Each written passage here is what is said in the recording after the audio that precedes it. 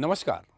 India first के astrology first में आपका स्वागत है। मैं हूं पंडित विनोद गौतम, ज्योतिष मठ संस्थान भोपाल से। मकर संक्रांति अर्थात सूर्य उपासना का त्योहार। त्योहार क्या, पर्व, व्रत और त्योहार, ये तीनों की श्रेणी में आने वाला मकर संक्रांति का व्रत और त्योहार। मकर का सूर अर्थात उत्तरायण सूर, कई जगह पोगल, उत्तरायण, मकर संक्रांति, बिहू और कई प्रकार के नामों से इस मकर संक्रांति को जाना जाता है। देखा जाए तो मकर राशि पर सूर्य उत्तरायण होते ही शुभ मांगलिक कार्यों की शुरुआत हो जाती है। मकर संक्रांति काल में किया गया स्नान रोग मुक्ति कारक होता है।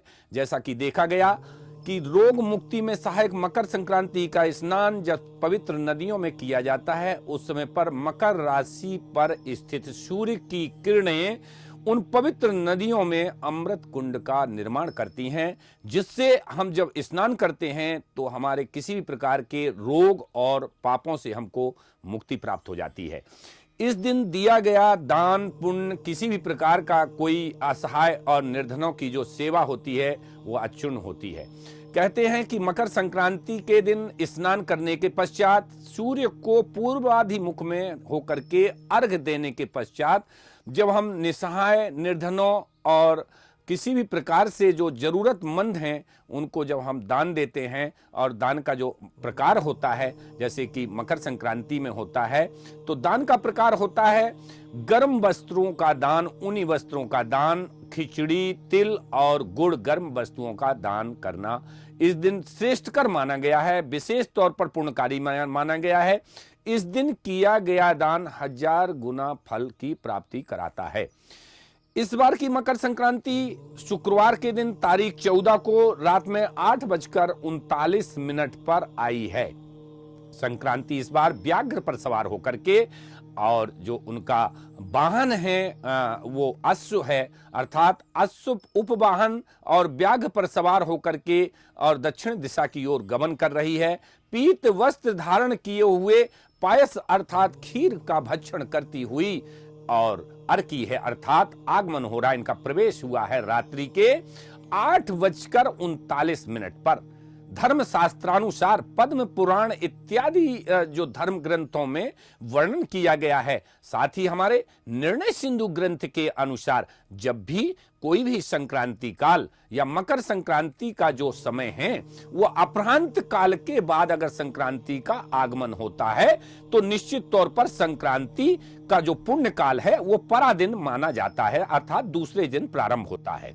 ऐसे में इस बार की मकर संक्रांति 14 तारीख को तो उसका आगमन जरूर हो रहा है, लेकिन जो विशेष पुण्य काल है वो प्रातः सूर्योदय से तारीख 15 को शनिवार को ही होगा। ऐसे में सभी धर्मावलंबी इत्यादि जो गंगा सागर में बहुत अच्छा बड़ा मेला लगता है, पौराणिक काल में भी इसकी कथाएं का वर्णन किया गया है। पौराणिक काल का अगर उख्यान देखा जाए तो लगभग सभी पुराणों में, पद्म पुराण, रामचरितमानस, यहाँ तक कि महाभारत में भी इस संक्रांति का वर्णन किया गया है। संक्रांति काल के लिए अर्थात उत्तरायण संक्रांति के लिए प्रतीक्षा करने में भीष्म पितामह जी ने 6 महीने अपने प्राण की को त्यागा नहीं था, देह को त्याग नहीं किया था, प्राण विसर्जन नहीं किए थे, क्योंकि उस समय पर शुभ समय की शुरुआत नहीं हुई थी। और इसी प्रकार से देखा जाए तो हमारे रामचरितमानस में भी एक आख्यान आया है कि माघ मगर गति जब रवि होई, तीरथ पतहि आव सब कोई, देव दनुज नागर सब बैनी, तीरथ मज्जहि सकल त्रिवेणी, एक बार प्रभु मकर नहाए। इस प्रकार से अनेक प्रकार के आख्यान हमारे श्री रामचरितमानस में दिए गए हैं कि माघ मकर गति, माघ महीने में जब मकर राशि पर सूर्य आते हैं तो उस समय पर माघ मकर गति जब रवि होई, रवि मतलब सूर्य जब माघ महीने में मकर राशि में आते हैं तो तीरथ पति आव सब कोई। तीरथ पति अर्थात तीरथ पति किसको बोलते हैं? प्रयागराज को, जहां पर गंगा, जमुना, सरस्वती तीनों का संगम है।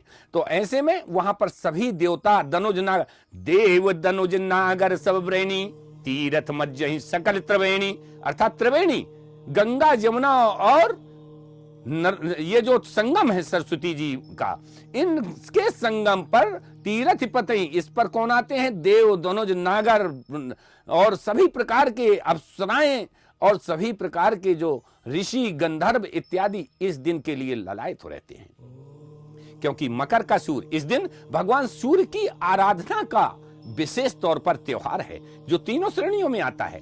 कई जगह उत्साह के रूप में, लोहड़ी के रूप में आता है, जहां पर यह उत्साह का त्योहार है, और कई जगह व्रत भी होता है, और बिहू इत्यादि जो पर्व होते हैं ये भी इसी श्रेणी में आते हैं। तो देखा जाए कि मकर का सूर्य विशेष श्रेष्ठ माना गया है, और इस दिन से मांगलिक कार्यों की शुरुआत हो जाती है। ग्रह इत्यादि में मांगलिक कार्य, विवाह इत्यादि कार्य जो तो शुरू हो जाते हैं मकर राशि में सूर्य के पहुंचने से ही। तो मकर राशि में सूर्य के पहुंचने से भगवान भास्कर का जो पूजन होता है, जो अर्घ होता है, और जो उनको हम अर्घ देते हैं, जल में, पवित्र नदियों में स्नान करते हैं और जो दान पुण्य करते हैं, उसका प्रभाव अक्षुण होता है, और उसके प्रभाव से हमारे जो पाप हैं, संताप हैं, वो नष्ट हो जाते हैं। साथ ही कहते हैं कि मकर संक्रांति का स्नान रोग नाशक होता है। ऐसे में किसी भी प्रकार के विषाक्त या निषक्त रोग दूर हो सकते हैं मकर के स्नान से, ऐसा शास्त्रों में वर्णन है।